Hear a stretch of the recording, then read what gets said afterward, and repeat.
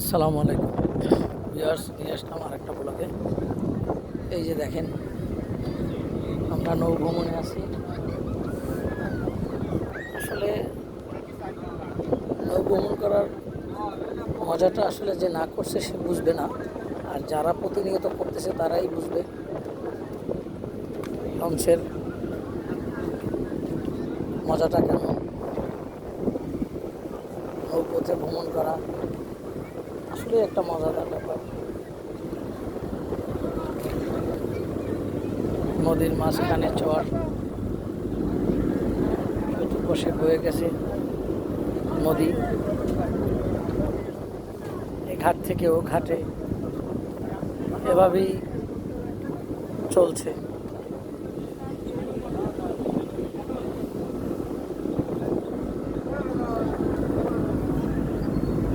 যে যেভাবে পারছে সে সেভাবেই যাওয়ার জন্য লঞ্চে উঠে বের হয়ে গেছে।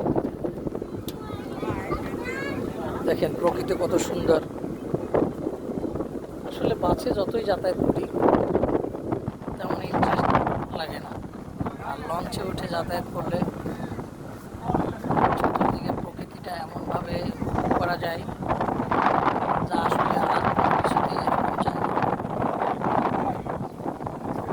না। কার কেমন লাগবে আমি জানি না, কিন্তু আমার খুবই ভালো লাগে।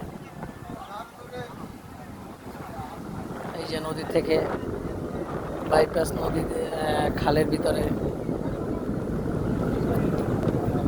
এটাকে বলা হয় সুলিজ, আমাদের গ্রাম্য ভাষায় সুলিজ বলা হয়। পানি ওঠানামা করে, জোয়ার ভাটার পানি, আবার যখন প্রয়োজন হয় খুলে দেয়, যখন প্রয়োজন হয় বন্ধ করে দেয়।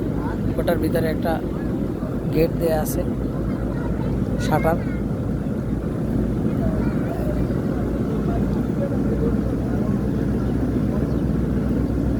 প্রকৃতি দেখতে দেখতে আসলেই খুব ইন্টারেস্ট ফিল করি।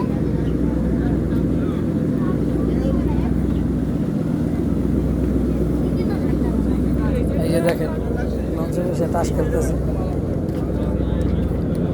কি খেলবেন আপনি?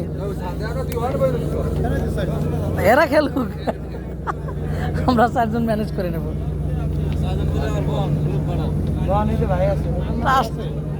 তাস তো আনতে হবে।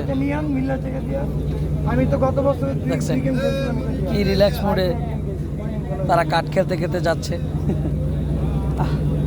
কত শান্তি।